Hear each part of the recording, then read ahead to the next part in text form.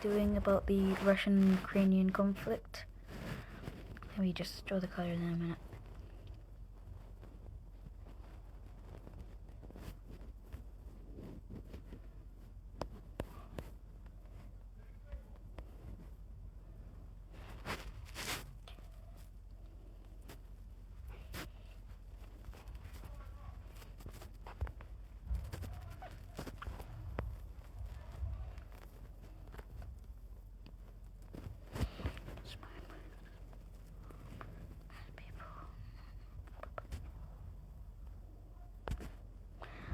Every video I usually forget to say about it that it's inspired by Metis Pro.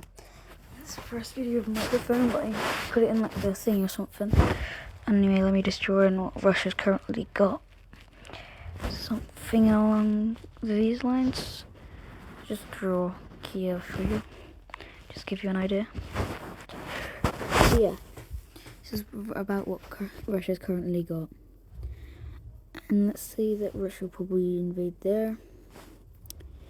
Ukraine would do a counter-offensive up north, maybe, to reach the Russian homeland, and maybe take, leaving some defense there, take it down south. Then from there, push up a bit more into Russia to make them have to reorganize troops so that they don't lose too much of their motherland. Meanwhile, Ukraine starts to take down Kiev with the resources that they gain from the NATO? Yeah, NATO. And the Russians make a push back up here, make a push back down into the Ukrainian border, and also start to push back in Ukraine because they don't want them to take Sevastopol. The Ukrainians move down to try and recapture some more of their homeland. The Russians stop any invasions and push in a bit more around here-ish, barely pushing back their defense. The Ukrainians make an encirclement here, which encircles not too many troops. And they also kind of cut them off from Crimea, but they've still got naval stuff. And then this is taking like a year or months or whatever, I don't really know. Certainly not days or weeks though, because that's too short. Probably like a few months to do all this. And then the Russians start pushing back up here. The Ukrainians use any navy that they received down here, obviously, to push up through here, cutting off their defensive, and also not cutting off their defense, cutting off their Crimean part, and also taking some of their homeland. And they capture most of the sea and capture Crimea, including Sevastopol, which is a really important port. The Ukrainians push back all the way to the border again, this time fully, and then they start their invasion of Russia with lots of NATO support, obviously, because Russia's not just going to fall that easily. They connect up with the Crimean cut-off area, and then at this point, the Ukrainians look more and more likely to win, and lots of people get outraged and they start to have a little rebellion not up there, that's too cold and stuff, but around here-ish, against the Russian government. So the Russians now have to deal with that. Belarus joins in to help the Russians out a bit because they're clearly struggling and they're a good ally, which means that the rebellion gets squashed. Meanwhile, the Ukrainians took advantage of this distraction and took some more land, and also went into Belarus a bit, capturing the border to Poland.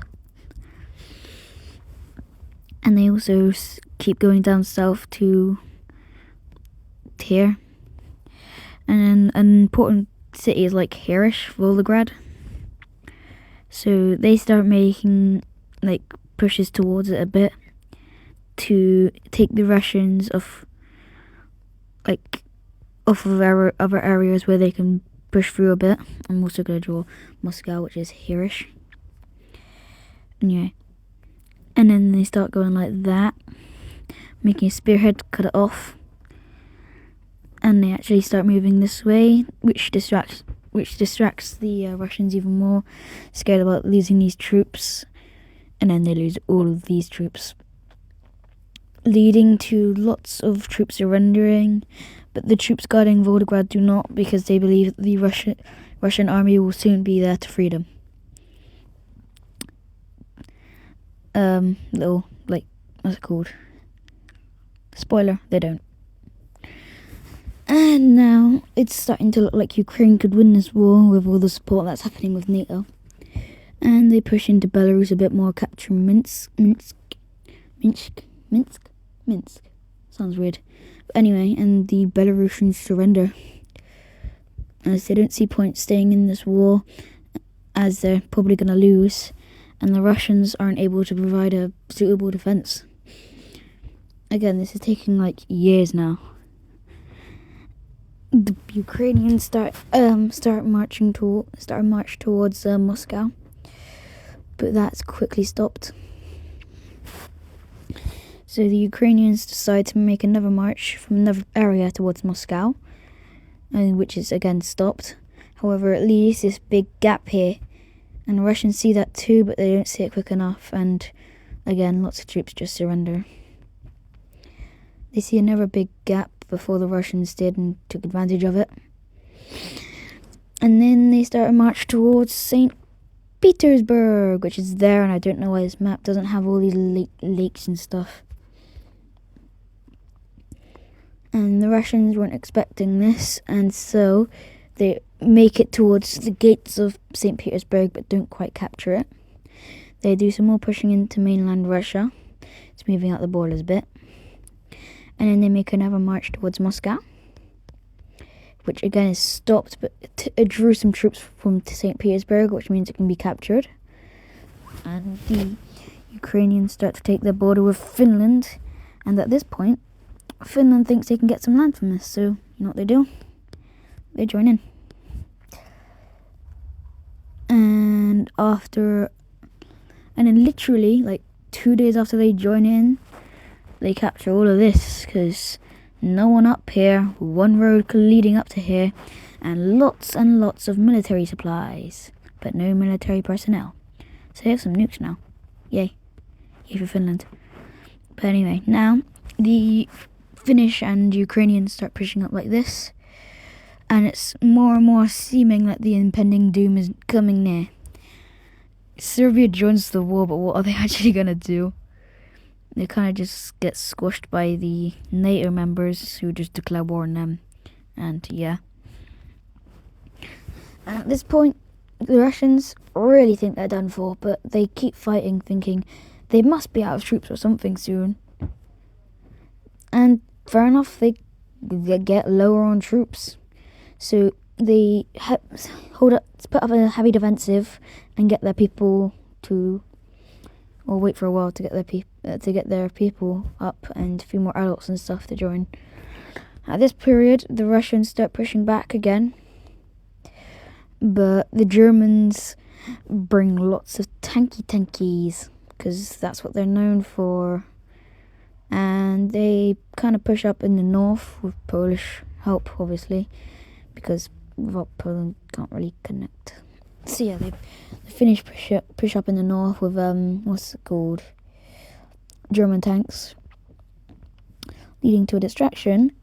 And this has again been months, which means Ukraine's population has probably been better now. And they start like this, and they start a march towards Moscow, but not towards Moscow, but a bit south of it. Which you can guess what they're doing. They know it's going to be hard to capture. And the Finnish do the same, but north. And all of a sudden, they just connect up. And they thicken out their lines, stop any Russians from getting in. And they start there, and they thin out the Russian lines. And they start their siege on Moscow. Now at this point, the Russians really knew they're done for. And the government's like, if we lose Moscow, we surrender. So, you know what they do? They make a march towards Moscow. And it almost works. They just capture a few troops. Not enough, though. As a few Ukrainians pushing like that, and yeah. The German tanks are really coming in handy. I know it's up north, so they're not going to be as good as they could be, but they're still coming in handy. And then Moscow's captured and Russia surrenders. Where is it?